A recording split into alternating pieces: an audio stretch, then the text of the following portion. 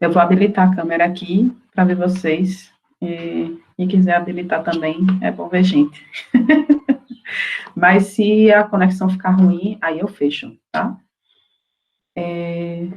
Bom dia, pessoal. Na aula passada, a gente teve aquela aula um pouco diferente do que a gente estava habituado, um pouco mais densa, né?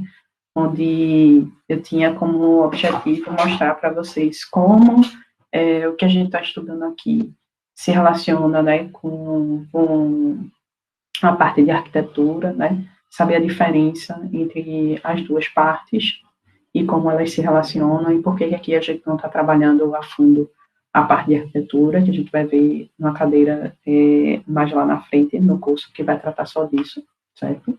E a ideia da aula passada era dar para vocês, assim, uma visão geral da arquitetura do sistema, porque a partir de agora, a gente vai começar a trabalhar com uns diagramas mais dinâmicos, e, por exemplo, a gente precisa saber cada uma das partes do sistema, como elas se relacionam, responsabilidades, regras, convenções e restrições que foram estabelecidas, né, para o projeto, tá?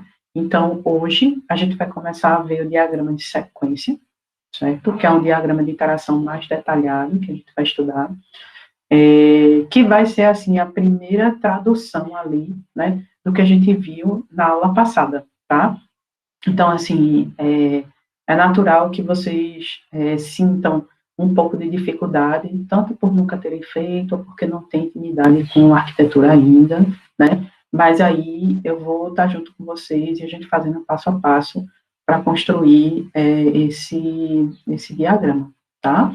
Então, eu já coloquei lá no sala de aula, vou compartilhar aqui com vocês um link, tá? Deixa eu botar aqui no chat. Material da aula de hoje, tá? Lá no material da aula de hoje, eu não sei se vocês estão conseguindo ver direitinho aqui a minha tela no Classroom, ou se está presa ainda no Discord não, desculpa, no Notion. Vocês estão conseguindo ver aqui a minha tela com o Classroom? Uhum. Pronto. Aí aqui eu coloquei uma seção, diagrama de sequência, certo? Aqui a gente viu na aula passada, está aqui nessa seção de arquitetura de software. E aqui no material da aula de hoje, coloquei logo de cara aqui um arquivo .zip que tem ali alguns arquivos de sequência, de criação de diagrama de sequência, caso vocês precisem, no Plant.ml, tá? E aqui eu já coloquei o slide da aula, e vou colocar também aqui algumas referências, as de sempre do Plant.ml, que é o que eu uso como referência. Mas é possível de vocês fazerem o que a gente vai fazer aqui hoje em qualquer uma das ferramentas que vocês já usam, certo? E é importante que vocês consultem o slide da aula passada para ter aquela parte que tem a visão geral da arquitetura, as camadas, tudo direitinho, tá? Eu coloquei também uma referência para que vocês anexem a atividade que a gente vai fazer hoje, construir, que é cada uma das equipes vai construir um diagrama de sequência, certo? Para cada um dos projetos, tá? E aí a ideia é que eu vou fazer aqui uma explanação para vocês do que é o diagrama, quais são os elementos, uma forma mais ou menos de como usar, tá? E aí a gente vai para a parte prática, para começar a construir esse diagrama para cada um dos projetos, tá bom? E aí, se vocês tiverem qualquer dúvida, vão interrompendo e vão falando, tá? Então, o que é que a gente vai ver hoje? A gente, na aula passada, viu aquela questão da arquitetura, hoje a gente vai ter essa aula síncrona sobre o diagrama de sequências, e para cada um dos projetos eu estabeleci o diagrama que vai ser construído, tá? Para o projeto Tracker 2, a gente vai construir o diagrama de sequência para informar a evolução dos sintomas. Para o controle de ranço, a gente vai criar o diagrama para registrar a ocorrência de eventos de ranço. Para o DevFlix, a gente vai criar o diagrama para descrever como é que a gente associa um vídeo a uma categoria. Tá? E para o Verdinhas, a gente vai criar o diagrama de sequência para registrar ali a evolução da planta, da verdinha. Tá? E aí a gente vai fazendo os ajustes. Tá? Então, bora lá começar hoje a... Deixa eu compartilhar aqui, vocês me dizem se está aparecendo direitinho, se o tamanho está bom.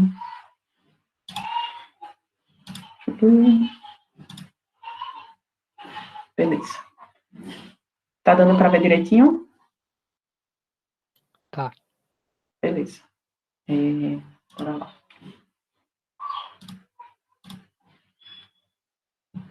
Então, a gente vai começar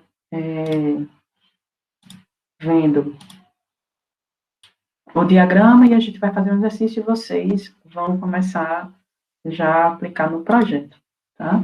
Então, bora lá. Voltando ali naquela visão geral dos diagramas, o diagrama de sequência, que é o que a gente vai ver hoje, ele é um diagrama comportamental e ele foca mais na parte de interação, das partes, das chamadas, quem chama quem, a ordem, tá? Então, para situar, a gente está aqui, tá? Dentro do diagrama comportamental, na parte de diagramas de interação, tá? E aí, eu acho que vocês vão começar a entender por que é importante que eu mostrasse para vocês ali aquela parte da visão arquitetural, tá? Então, bora lá. O diagrama de sequência é aquele diagrama que vai ajudar a gente a modelar a interação entre as partes do sistema. Quando eu falo aqui partes, são camadas, classes, objetos, tá? E a ordem cronológica, é muito importante aqui, ele diz a ordem em que essas interações acontecem, tá? Então, quando eu falo aqui de interação, eu estou querendo exprimir para vocês, né, que é uma sequência de realização de eventos, tá?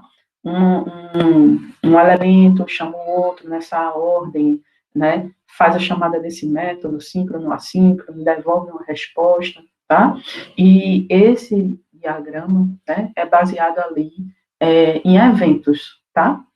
Eventos, quando eu quero dizer, são sinais, operações, passagem de parâmetro, retorno de chamada de método, tá? E ele tem um conjunto de elementos que a gente vai passar uma visão geral aqui, mas como todos os diagramas que a gente já viu, tem alguns elementos ali e alguns conceitos que se repetem que a gente já viu em outros diagramas, tá? Então, bora lá. Basicamente, de elementos, a gente vai ver os atores, as linhas de vidas, as mensagens, as trocas de mensagens, fragmentos de interações, tá? E aí, a gente vai seguindo ali aquela abordagem, né, de se tiver alguma dúvida, pergunta na mesma hora, tá certo, pessoal? Para não deixar para o final, nem fiquem com dúvida, tá? Então, assim, vocês já viram esse tipo de diagrama, já consumiram, já precisaram ler de alguma forma, ou ele é completamente novo para vocês? Murilo disse que já viu. Já construiu ou só precisou usar, Murilo? Já fez uns 20 desses, né? Então, o Murilo vai ser o monitor oficial da construção desses diagramas, beleza? Mas bora lá. E aí, Murilo, tu que já fez, né? Fala aí alguma coisa, porque se tiver alguma coisa diferente, um conceito, a gente alinha aqui, porque como a gente já viu, os diagramas do UML tem muito aquela questão da semântica, né? Então, às vezes ali você fica, principalmente quando a gente não tem prática, como a gente exprimir ali aquela vontade da gente de registrar aquela informação ou até entender ali o que é que a pessoa disse de verdade, qual era o objetivo quando ela colocou lá. Beleza? Então, bora lá. Um diagrama de sequência, né, ele apresenta aqui, como eu falei, né, um conjunto de passo a passo de eventos, né, você percebe ali que existe a interação entre esses elementos, existem trocas de mensagens, né, e que essa modelagem, ela é em função do tempo, quando a gente olha para esse eixo vertical, tá, questão do tempo, da existência ali, duração daquela interação, né, em função dos participantes daquela interação. Então, no eixo vertical é apresentada a ordem cronológica das ações, certo? E no eixo horizontal ali são apresentados os objetos que participam, né, daquela interação. Tranquilo até aí? Então, num diagrama como esse, né, normalmente ali um ator, ele inicia algum evento externo, tá? Que vai acarretar ali no disparo, né, de um método e assim, consequentemente, em cascata, tá? E Mas vocês vão ver, né, que a gente vai ver um pouco mais lá à frente, que, diferentemente do diagrama de casos de uso, por exemplo, onde a gente tem um ator, né, a gente não tem como escrever um diagrama de casos de uso sem o ator, certo? Ele é um elemento ali essencial. Mas, aqui no diagrama de sequência, né, pode ser que vocês se deparem com casos em que não tem um ator, tá?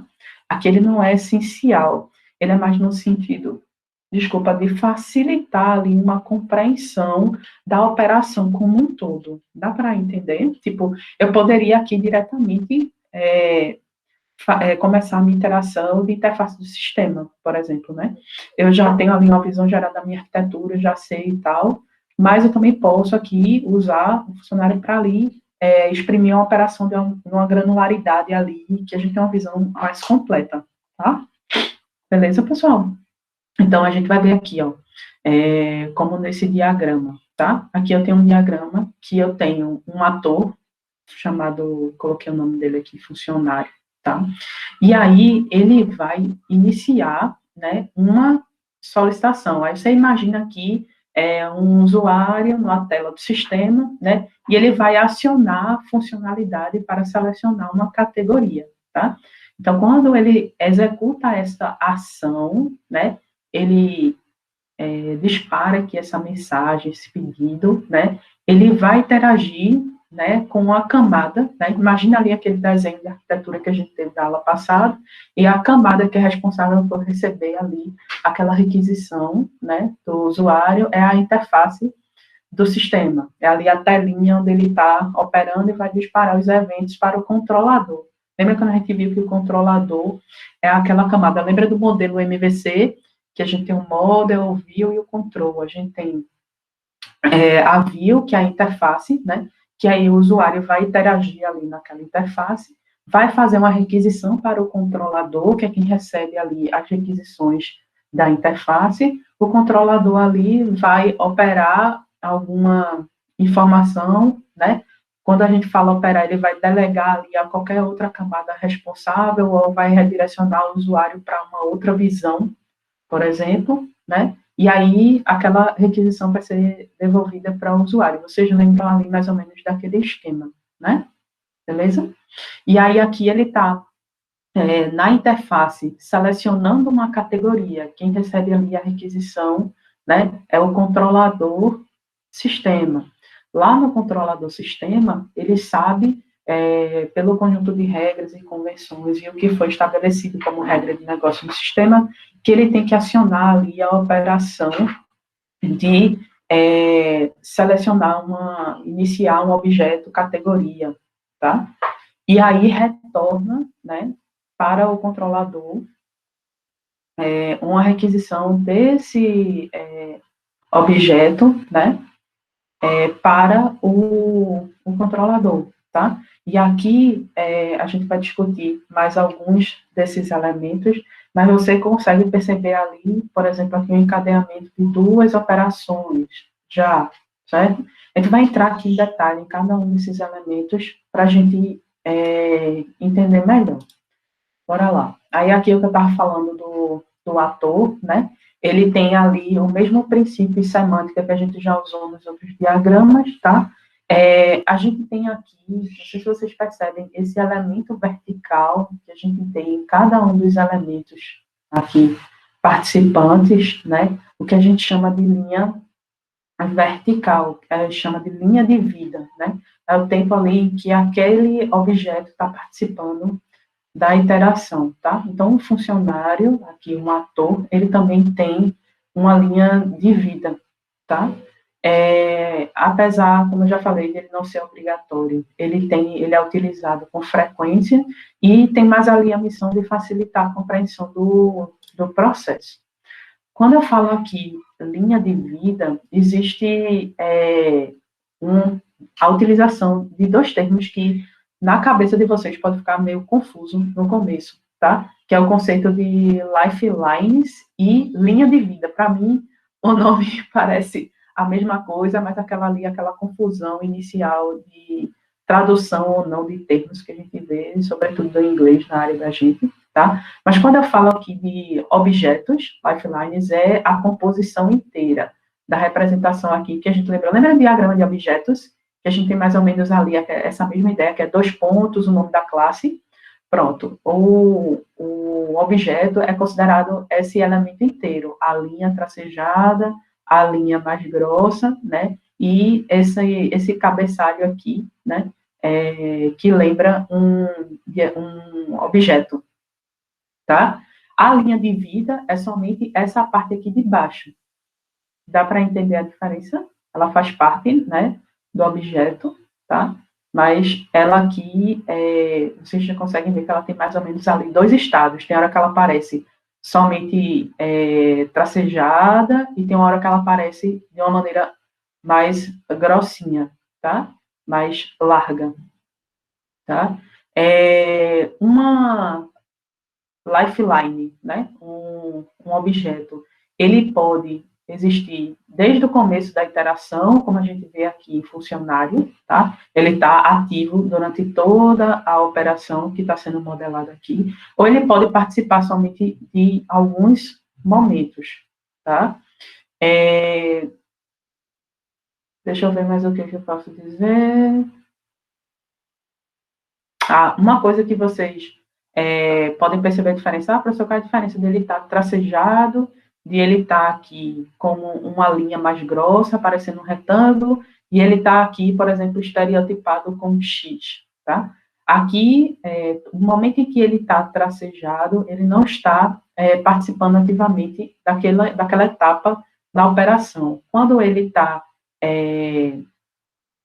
mais grossinho aqui, é aquela mesma analogia de quando ele está com a execução daquele fluxo naquele momento, como se fosse um método que está sendo executado naquele momento.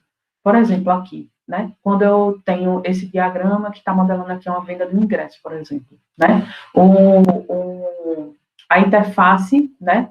Ela vai estar ativa aqui em todo momento que ele executa todas essas operações internas, né? Então, pense ali como se fosse um conjunto de métodos sendo empilhados, né?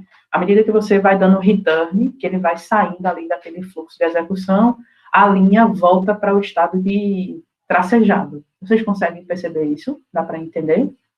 Então, aqui é como se eu estivesse chamando a execução de um método, né?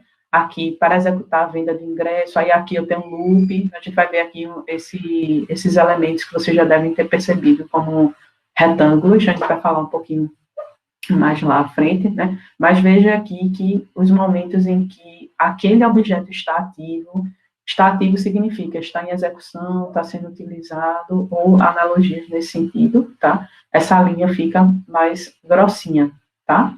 Dá para perceber isso? Em situações que a gente vê uma estereotipação como essa, né? Em que ele estava ativo, né? Deixou de ser ativo, a gente pode ter aqui esse estereótipo de X, que significa que aquele objeto foi destruído, tá? Faz sentido em algum momento ter aquele contexto semântico em que aquele objeto precisa ali ser desconstruído. Aí depende ali da forma da implementação ou do conhecimento do negócio, que significa que chamar uma operação destrói, ou atribuir null à referência, coisas nesse sentido, certo? Então, deu para entender aqui a presença desse elemento que é importante, né, que é os objetos participantes de toda a transação, como aqui eu tenho a camada, objeto, interface do usuário, a camada e o objeto controlador, a camada e o objeto aqui, o objeto em si, aqui, né? O objeto sessão, objeto sala, objeto filme, objeto ingresso, tá? Eu não sei se vocês já perceberam também que é possível a gente aplicar aqui os estereótipos, igual a gente viu no diagrama de classes, lembra? Aqui, aquele estereótipo que representa interface, né? Aqui, no caso, um tracinho com um traço vertical, com uma horizontal e ela linha, né? Aqui é aquele estereótipo que a gente usa para objetos do tipo controlador. Vocês lembram desses estereótipos que a gente já viu? A gente também pode aplicar aqui nos objetos que participam da iteração. Tranquilo? alguma dúvida sobre o que é o objeto, perceberam ali que tem essa confusão, né? Uma hora falar linha de vida, outra hora falar lifeline. Eu prefiro usar mais o termo objeto, porque aí diminui ali essa confusão de termos, certo? Tranquilo até aí, pessoal, tá muito rápido, devagar, tá confuso. Até agora deu para associar, Tranquilo, professora. beleza? Então, bora lá. Aí vamos ver ali, a gente viu o ator, viu os objetos participantes da interação, agora a gente fala um pouquinho sobre as mensagens, tá? As mensagens, elas são representadas por setas, tá? Vocês conseguem perceber as setas aqui, né? Mostrando ali a interação, né, entre os objetos, tá? Mas vocês já devem ter percebido que elas aparecem em formatos diferentes. Aqui, por exemplo, né, essa mensagem está indicando aqui uma iteração, né, que pode ser, eu posso estar detalhando aqui em alguns momentos ou não sei se vocês percebem aqui, por exemplo, selecionar a venda de ingresso. Aqui, eu não estou detalhando, por exemplo, nenhuma informação de método ou coisas nesse sentido, tá? E quando eu chego num caso desse aqui, em que o controlador está solicitando, né, ou interagindo aqui com o objeto de sessão, perceba que ele já tem um formato diferente. A gente tem uma informação seguida de 2 pontos e uma outra informação. Não sei se dá para vocês verem aqui, mas tem uns 2 pontos aqui logo após o nome de sessões, selecionar sessões, tá? O que é esse formato aqui, tá? A informação que tem do lado esquerdo, né, antes dos 2 pontos, é a informação que facilita mais ali a compreensão. Ela detalha, ela diz para a gente o nome abstraído ali daquela mensagem, como, por exemplo, aqui, selecionar sessões. A informação que a gente coloca depois dos 2 pontos é a informação do nome do método que está sendo disparado por essa operação, por essa chamada de operação. Então, aqui eu tenho a iteração, que é selecionar sessões, estou vindo aqui do fluxo em que eu estou fazendo a venda do ingresso, né? Aí, na venda do ingresso, eu vou ter que selecionar a sessão, tá? Aí, quando eu seleciono a sessão, eu poderia aqui, por uma questão de granularidade, né? Aquela coisa que a gente volta ali, desde o começo que a gente fala sempre aqui no ML, né? Na utilização dos diagramas. Você pode descer bem profundamente no detalhamento, ou você pode apresentar uma informação mais abstraída, seja porque não é necessário, porque é relevante, ou porque naquele momento ali não se julgou importante, né? Descer naquele nível de detalhe, mas aqui a gente já mostra aqui uma aplicação desse caso, né? Em que eu posso simplesmente dizer ali qual a operação, qual o fluxo, qual a ideia que disparou aquela iteração, e também dizer a operação, tá? Então, tem horas que eu posso mostrar só a informação do lado esquerdo, ou só a informação do lado direito, ou as duas, mas normalmente ali a gente não deixa, né, de apresentar essa informação, tá? Beleza? Uma outra informação. Vocês percebem aqui que em alguns momentos, né, a gente detalha a operação ou não. Aqui é uma chamada, por exemplo, de método síncrono. Percebam que a seta, ela é completamente preenchida, né, a linha é sólida, né, com a seta aqui também sólida. Isso aqui é uma representação de chamada síncrona, tá? A gente também, vocês percebem aqui que a gente tem um outro tipo de representação de mensagem, né, que exprime ali a direção, né, em que a mensagem está sendo chamada. Aqui a gente consegue perceber que o controlador está chamando a sessão pela direção em que a seta está apontando, e aqui a gente percebe que é a sessão que está devolvendo ali uma informação para o controlador. Quando a gente tem uma mensagem de retorno, ela é representada dessa forma, com a linha tracejada, né, devolvendo ali alguma informação para o objeto de chamada. E a gente utiliza aqui aquela mesma ideia. A informação de contexto, né, que eu estou devolvendo ali as sessões para o controlador, por exemplo, e depois dos dois pontos eu informo o tipo do retorno, né?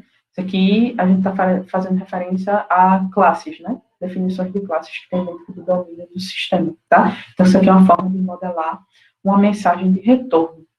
O Murilo aqui está perguntando, quando o retorno é assíncrono, qual a representação da linha da seta? A gente simplesmente, a diferença aí, Murilo, o retorno é sempre a linha tracejada. Agora, quando a gente faz uma chamada, que ela é assíncrona, tá? A linha, ao invés de ser cheia, ela é pontilhada. Aí aqui já denota para a gente que todo o fluxo a seguir e a resposta também é assíncrona. Deu para entender? Então, não preciso mudar, né? O que muda não é o tipo da resposta, mas sim o tipo da chamada. Beleza? Deixa eu ver mais o quê. Tá, aí era só para mostrar a diferença, né? De uma chamada síncrona e uma chamada assíncrona. E aqui, uma mensagem de retorno, né? Então, perceba aqui, né, que a gente tem diferentes tipos de interação. Né? Eu posso ter aqui um ator chamando um objeto, eu posso ter aqui também um ator chamando um outro ator, eu posso ter aqui também um objeto chamando outro objeto, certo? E eu posso ter aqui um objeto chamando, ou devolvendo outro objeto, posso também ter aqui um objeto chamando um ator. A gente também tem ali essa combinação de 2 a 2, né, que dá 4 possibilidades. Todas elas são válidas. Tranquilo?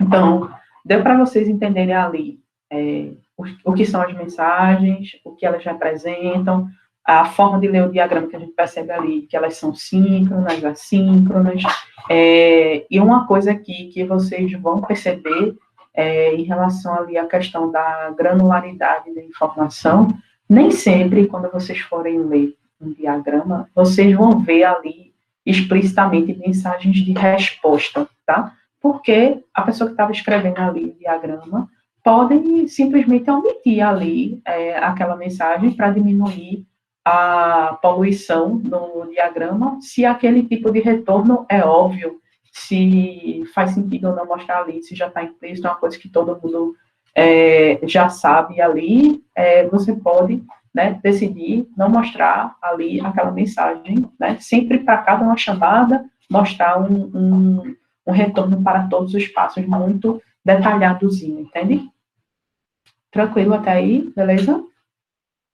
Alguém tem alguma dúvida? Tá de boa? Beleza. Beleza? Bora lá. Da mesma forma que a gente já viu ali em outros diagramas, existe uma forma também de a gente granularizar ou separar ou organizar, né, diagramas de sequência, utilizando o recurso de fragmento, tá? É uma forma da gente referenciar um outro diagrama de sequência. Esse aqui é o estereótipo que a gente usa. Por exemplo, aqui eu tenho um diagrama que mostra o detalhe de uma maneira bem, não é muito detalhada, né, mas um fluxo ali de encerramento de conta. Para encerrar uma conta, eu preciso emitir o saldo antes, por exemplo, para saber se o usuário tem saldo, ele tem que fazer um saque, eu posso fazer referência ao fluxo do diagrama de sequência de emitir saldo que está detalhado ali em um outro arquivo, tá? Em um outro elemento. Então, a forma da gente fazer ali o reuso também, né? Usando aqui esse elemento que a gente chama de fragmento, tá? Ele é estereotipado aqui com essas três. Eita, pessoal, tá caindo para vocês? Vocês ouviram até que parte?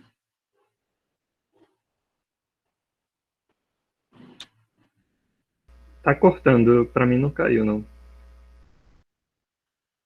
Dando umas falhadas. Tá cortando. Querem que eu comece de novo aqui? Pode ser.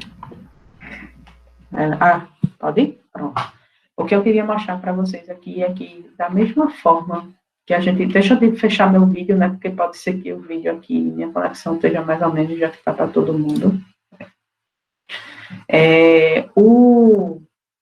quando a gente fala aqui, que eu trago esse elemento para apresentar para vocês, é o seguinte: lembra que em alguns outros diagramas a gente tem como referenciar um diagrama que está uma parte que faz sentido ali, né?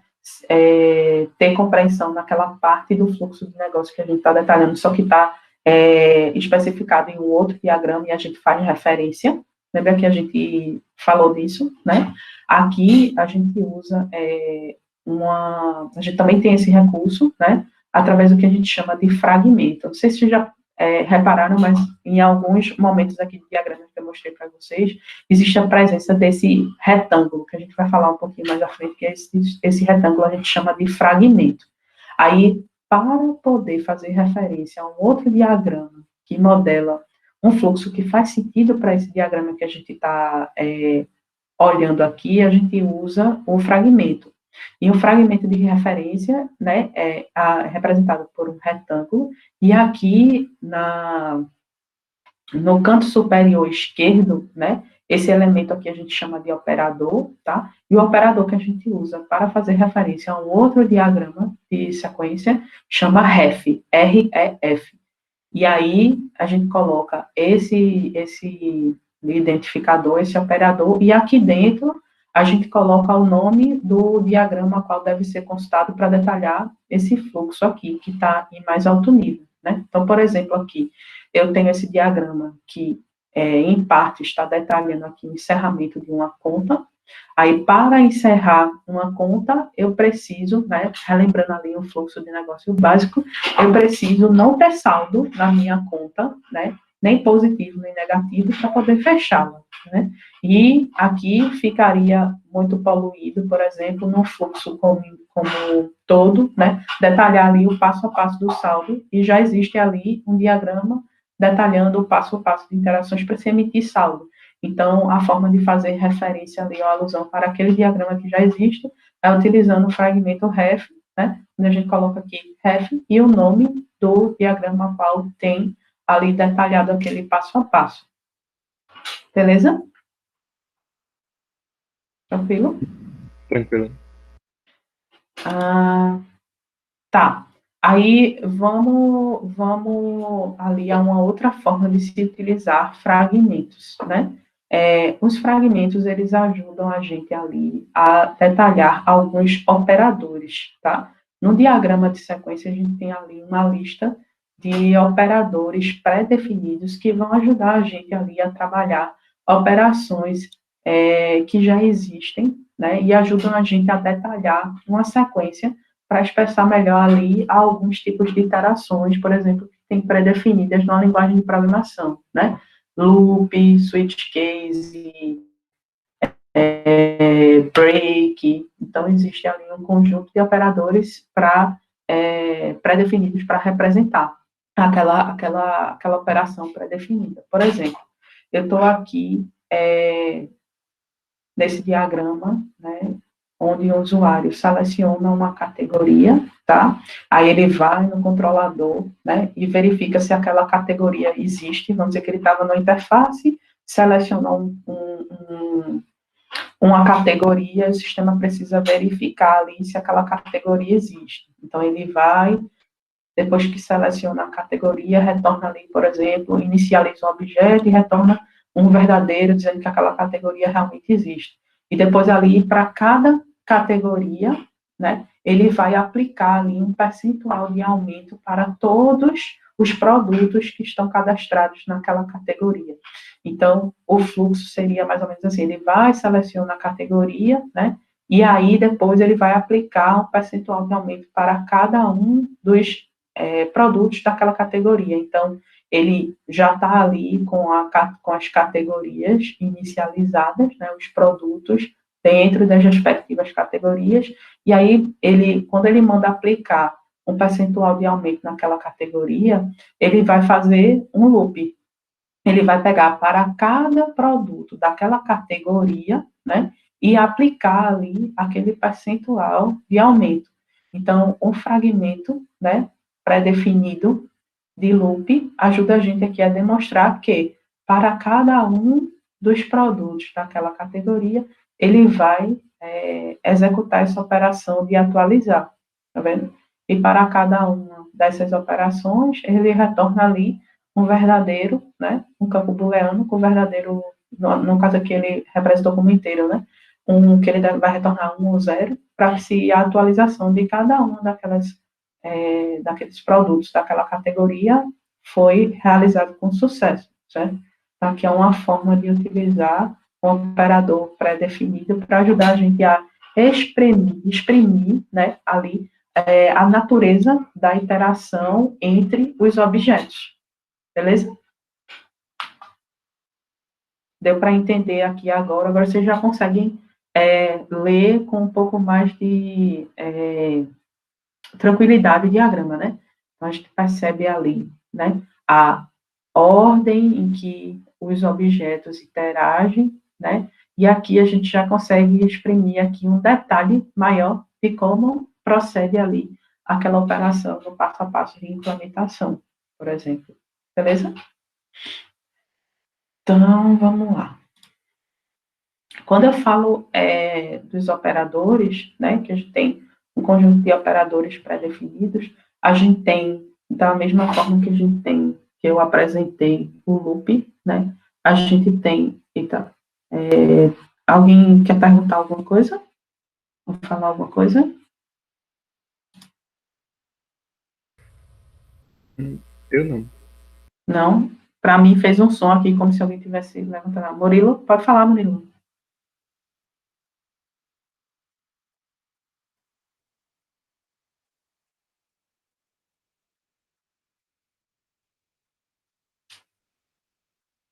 Para saber se o tipo de retorno é obrigatório.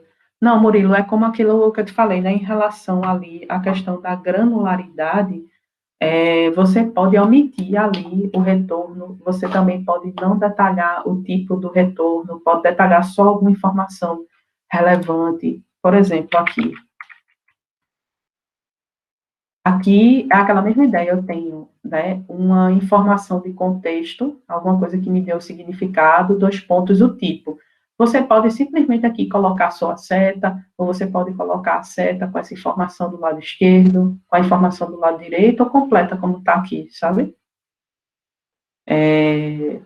Aqui, na verdade, quando tu fala em questão de convenção, é muito mais ali aquela questão semântica de tu achar que faz sentido, é importante colocar aquela informação e o quanto de detalhe tu precisa colocar naquela informação para quem vai pegar aquilo ali para implementar, sabe?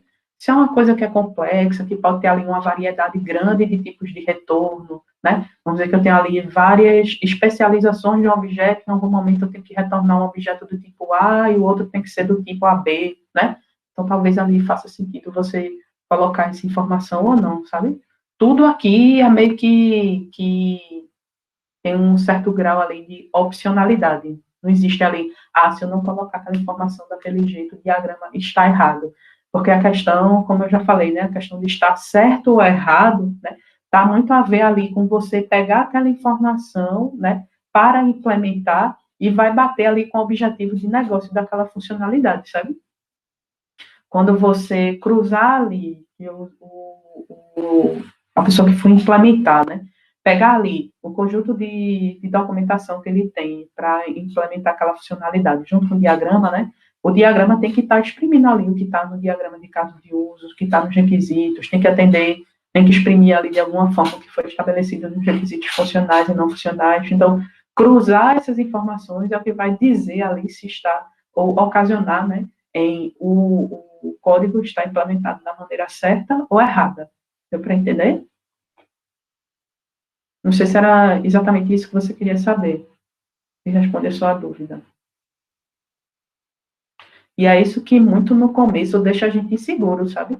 De saber, pô, como eu acerto aqui, calibro minha mão, né? De saber se tá com informação de mais ou de menos, se atende, aí tudo tem que estar ali o tempo inteiro acordado entre a equipe, certo? Beleza? Certamente ali, né, se você tem uma equipe heterogênea, que muda o tempo todo, ou que aquele caso de uso é um caso de uso muito crítico, faz todo sentido ele ser o máximo detalhado possível, né, porque quanto mais detalhado, né, na medida ali que você tem que responder ali a tríade também, né? Tempo, custo e qualidade, né? Quanto mais detalhado ali puder, mais chance de aquela funcionalidade ser implementada de uma maneira assertiva, beleza? Vai muito do feeling ali, do acordo que foi definido entre a equipe, tá? Aí, voltando aqui para a questão dos fragmentos pré-definidos, né, os operadores que existem, né? A gente tem aqui o alt, que é um operador que ajuda a gente, ele é uma abreviação para o termo alternativa, opção, né? Que ele define ali que naquele trecho daquela operação existem ali duas sequências ou mais, né, iterações ali, comportamentos em que elas são opcionais, tá? Pode ser executada uma alternativa ou outra, é como se a gente tivesse ali um if, que a gente vai ter aquele que a gente chama de opções de guarda, né, que vai orientar a gente qual dos trechos deve ser executado, tá? A mesma coisa ali para o outro operador optional, que é uma iteração opcional, que significa ali que aquele trecho que está envolvido por aquele operador, né, ele pode ser executado ou não, e vai ter ali a opção de guarda dizendo para a gente o que é que faz aquele trecho de iteração ser executado ou não. O que a gente viu já aqui, o loop, né, que ajuda a gente a exprimir ali uma iteração de laço de repetição. O break é aquela mesma ideia de ruptura que a gente tem, por exemplo, que exprime ali uma parada abrupta, seja dentro de um laço ou para representar ali um tratamento de exceção, né? Alguma exceção, um fluxo de parada ali abrupta na iteração, tá? O SEC, esse aqui é um pouquinho mais confuso, ele é muito relacionado com o strict, que é o seguinte: a gente tem uma sequência de passos, né? E ali aquela sequência de passos precisa ser executada exatamente na ordem, né? Aí ela é strict. Quando ela não tem problema ali em relação à questão da ordem, ela é sec. Isso serve ali, sei lá, para a gente exprimir melhor blocos e que a gente tem chamadas assíncronas. E aí você precisa exprimir ali naquela solução se eu tenho que esperar o retorno do método antes de disparar outra ação. Aí é o que vai definir, né, se você precisa usar um sec, um strict, ou, né, qual dos dois ali, né, faz mais sentido dentro do seu fluxo de negócio, tá? Aí o fraco, o sec, é quando não importa a ordem da execução daqueles eventos, daquelas mensagens, e o strict é quando realmente ali tem que seguir, você teria que dar um await, por exemplo, né, no retorno, esperar forçadamente o retorno daquela iteração que está especificada no diagrama, tá? O fragmento par é do conceito de paralelismo, né? Ele ajuda a gente a especificar blocos que devem ocorrer, né, o disparar ali de fluxos que são executados em paralelo. Beleza? O operador critical, né, é um operador que ali vai ajudar a gente a identificar uma operação, como é que eu posso dizer ali? Não sei se o termo vai exprimir o que eu estou querendo dizer, se vocês vão entender. É um termo, uma operação, um conjunto de operações ali, de sequências de iterações que ela é delicada, é uma operação que é atômica, né? Ela não pode ser interrompida, né, por qualquer outro processo assíncrono, qualquer outra chamada que chegar ali, até que ela seja completamente concluída, tá? Ela ajuda a gente ali a cercar aquele conjunto de operações ali, que o negócio ninguém mexe aqui enquanto eu não terminar, beleza? Se fizer sentido ali para a sua solução expressar isso. Aí o bloco, o fragmento ignore, né, ajuda a gente a determinar iterações em que um conjunto de operações que estão ali devem ser ignoradas. Sei lá, aquilo ali é insignificante. Não preciso tratar, não preciso interagir, eu estou só simplesmente informando ali que pode acontecer, mas não faz sentido eu gastar ou interagir ali com aquele fluxo, né, de operações que acontecem. Isso pode acontecer no caso em que eu estou detalhando ali a operação de um componente ou alguma operação ali que não faça sentido, né, só para detalhar o contexto lógico e semântico da participação daquelas mensagens ali, mas que eu não preciso me preocupar ali quando eu estiver implementando, não preciso tratar nenhum evento, não preciso fazer nada ali com aquele bloco, eu estou simplesmente citando que ele existe e dando uma compreensão lógica ali do que acontece, mas eu não exijo ali, eu não preciso, né, que forçadamente ali se responda a algum evento ou coisas nesse sentido. O que é exatamente o contrário no bloco consider, né? Que aí o que acontece ali obrigatoriamente tem que ser tratado, é um evento que tem que ser aguardado, respondido ou logado ali o resultado de alguma operação naquele bloco, né? Naquele fragmento em que aquelas operações ali estão detalhadas, tá? Um outro bloco, um outro fragmento que existe é o assert, tá? O assert é relacionado com o neg. O assert quer dizer um bloco de asserção, né? Que é um bloco ali em que todos os eventos devem acontecer, né? São eventos ali que, como é que eu posso achar um exemplo prático? Vou pensar. É igual quando você pensa ali numa sessão de testes, por exemplo, né? Tudo que tem ali tem que ser válido. Tudo que tem ali tem que atender aquelas restrições para o evento como um todo ser considerado válido. Aí, exatamente o inverso acontece com o bloco neg, né? É exatamente o oposto do assert. Então, assim, eu trouxe para vocês aqui essa lista de fragmentos. Não necessariamente ali vocês vão sempre usar todos, né? Pode, dependendo ali do nível de granularidade, fazer sentido ou não, e dependendo do fluxo de negócio que você está detalhando ali do seu caso de uso, você usar ou não. É mais uma ideia aqui de vocês saberem que existem esses operadores, qual é mais ou menos a ideia, e, professora, quando é que eu vou saber ali quando eu vou usar, quando eu não vou usar, se faz sentido colocar ou não, infelizmente é a prática, tá?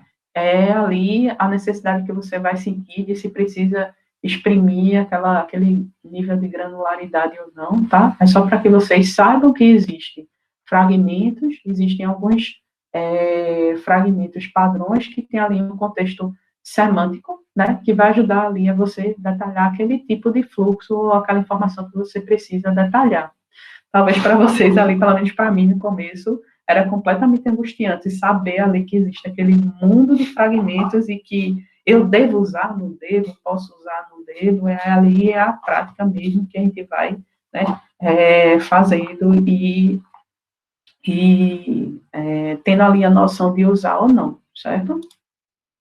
Aqui eu trouxe um exemplo bem simplesinho de como você usar, né, fragmentos, e que a gente pode usar um dentro do outro, né, um após o outro, mas ali, quando você sabe já o contexto semântico daquele fragmento, né, te ajuda ali, batendo o olho, a saber, né, como é como é que se dá ali a interação entre os objetos do diagrama. Beleza, pessoal? Aí era mais ou menos aqui o que eu queria mostrar para vocês, o que é o diagrama de sequência, quais são os elementos, quem são os participantes, como é que a gente lê, como é que a gente tem ali blocos pré-definidos que ajudam a gente a trazer operadores, que ajudam a gente a exprimir melhor uma solução, quando está referenciando um outro diagrama, né? E aqui a gente só vai conseguir construir o conhecimento acerca desse diagrama fazendo mesmo. Acho que ele e o diagrama de classes é aquele que é difícil da gente mentalizar na cabeça quando a gente vai implementar, na hora que a gente vai mexendo ali, que vai definir, né, que partes a gente vai chamar, como é que vai fazer, o que faz sentido colocar ou não, né, ou se precisa daquele grau de informação ou não. É simplesmente prática. Beleza? Conseguiram entender direitinho o que é esse diagrama, e realmente ali ele foca mais na interação entre as partes, ele é mais detalhado, né? É como se ele fosse ali não sei se vocês ficam com a sensação, a mistura, né, de fluxograma, né, com objeto, com classe, que ele tem referência aqui a objeto, a método, retorno, né, instâncias de classes e tal. Então, é aquele diagrama ali, quando a gente tem um caso de uso complexo, né, vai ajudar bastante ali a ser o mais próximo da implementação, sabe? Não sei se vocês tiveram essa sensação. E de por que ali a gente precisa entender, né, bem da arquitetura para escrever direito um diagrama como esse, né? Porque você precisa saber quais são os objetos que você vai colocar, quem pode chamar quem, qual é a ordem de chamada, né? Porque, quais são os tipos de retorno, como é que se retornam as informações, caso seja relevante ali registrar. Então, não fazia sentido eu apresentar para vocês esse diagrama, pedir para vocês implementarem no projeto, se vocês não têm uma visão ali, né, de quais são as partes do sistema e quais são as regras de comunicação entre elas, beleza?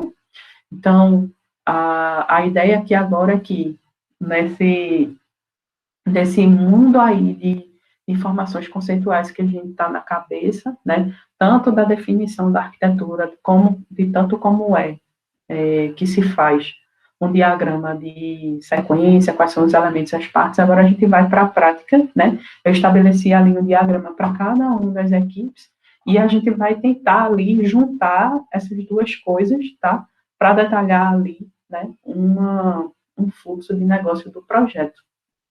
Beleza, pessoal? Deu para entender direitinho? Murilo, alguma coisa diferente do que tu usava ou tá alinhado aí com a ideia? Solta a bomba. A parte final dos operadores, né? É a parte que mais faz a gente, caramba, tem esse mundo de possibilidade ali, como é que eu vou usar, né? É realmente ali, dependendo do fluxo de negócio, executando e fazendo, beleza? Mas é aquela coisa, né? Existe ali um cardápio, a ideia mostra como se fosse ali um cardápio, né? Parece mais um negócio de salada, que o cara, quando tem que escolher demais, chega a dó no juiz, né? É folha disso, folha daquilo, com 27 opcionais para poder sair com o prato, né? Mais ou menos essa ideia que a gente fica. Exatamente. É essa mesma ideia, como se estivesse no espoleto lá da vida, né? O cara escolhe a massa, um monte ali de ingredientes e tal, para montar o seu prato. É mais ou menos ali essa ideia que dá dos operadores, sabe? O importante é você lembrar que existem os operadores, né? Sempre você precisar de algo pré-definido ali, que existem em linguagens, por exemplo, né? Um if, um loop, um switch case. Como é que eu represento aqui no diagrama, sabe? Aí tem que lembrar que existem os estereótipos, no começo você vai ter que ler muitas vezes, vai ficar em dúvida em qual usar, mas aí com a prática isso vai melhorando, olhando exemplos prontos também, referências, e trocando ideias junto. Beleza? Beleza. Era isso, pessoal, assim, de teoria hoje, né? Aí, qual era a ideia? A gente pegar aqui. Vocês conseguem ver minha tela ainda, que está aqui no Notion, ou ainda vê na tela da apresentação? Tô vendo o Notion.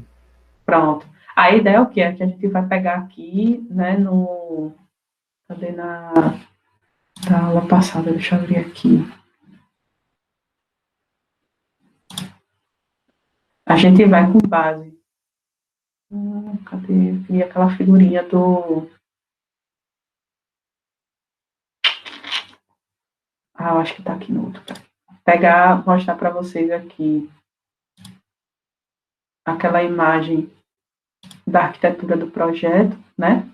Vamos aqui fazer umas analogias.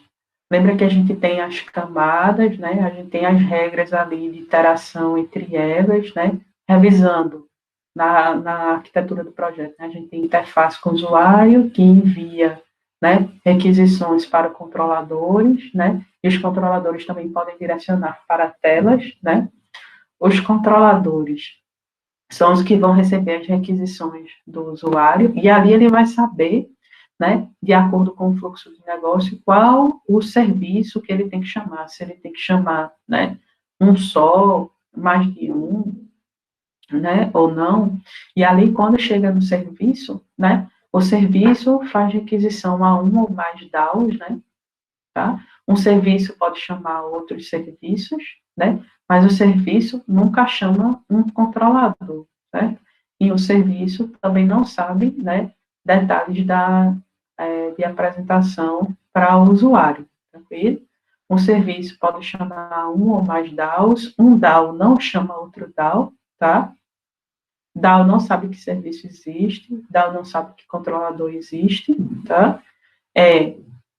A gente tem aqui também a presença do objeto da camada entidades, que é quem vai ficar encapsulando os dados que são enviados como parâmetro, que são retornados, ou que tem aqui na interação também com os bancos de dados, certo? Então, a gente vai usar aqui esse conjunto de elementos que a gente tem estabelecido na arquitetura, né? Eles vão ser representados ali no diagrama de sequência como os objetos, né? Aquelas linhas lá que vão receber a interação e tal, beleza? E as mensagens, né? A ordem que as mensagens ocorrem, né? E quem pode responder a quem está estabelecido aqui também nessa convenção. É a forma que a gente tem, né, de seguindo aqui o que foi definido como convenção na arquitetura do sistema, tem muito a ver ali de como a gente vai escrever o diagrama de sequência. Quais são os objetos, quem chama quem devolve para quem. Então, vocês conseguem entender aqui agora, mais ou menos, o quão esse diagrama ali, né, é relacionado com a arquitetura. Preciso conhecer, né, as regras e as convenções do que foi estabelecido das partes do sistema e como eles se comunicam para poder escrever um diagrama, né, de sequência apropriado ali para aquela funcionalidade ali que eu estiver modelando. Beleza? Deu para entender ali a relação? Vocês conseguiram aí ter na cabeça de vocês, né, ainda direitinho a visão da arquitetura? Está confuso, não está? Precisa que a gente revise alguma coisa? A gente pode também, né, à medida que a gente for construindo ali os diagramas, eu vou entrando em cada uma das salas de vocês e a gente vai fazendo essas associações para que vocês possam construir os diagramas. E aí? Dores, sentimentos, feeling, tudo tranquilo? Acha que vale a pena a gente conversar sobre mais alguma coisa antes de partir para a prática?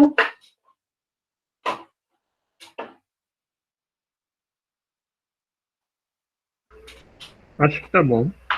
Tá beleza?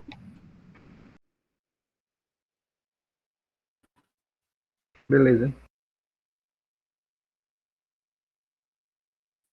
Então, aqui, vocês todos já têm acesso, né? Vou botar aqui também, vou colocar lá no material de aula.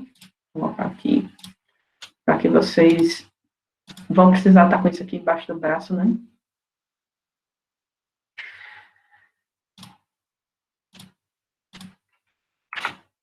Para consultar, certo? Beleza? Aí a ideia é que agora a gente fosse, eu vou parar aqui a gravação, a gente fosse lá para o Discord e continuasse lá. Beleza, pessoal? Beleza. Aí lembrando que essa atividade que a gente vai fazer agora de maneira síncrona lá no Discord é o que vocês vão anexar como resultado de atividade de hoje, tá? Só que aí ela vai ser uma parte síncrona e uma parte assíncrona. A gente vai começar a fazer junto e vocês têm até terça-feira para poder fazer o upload lá no formulário para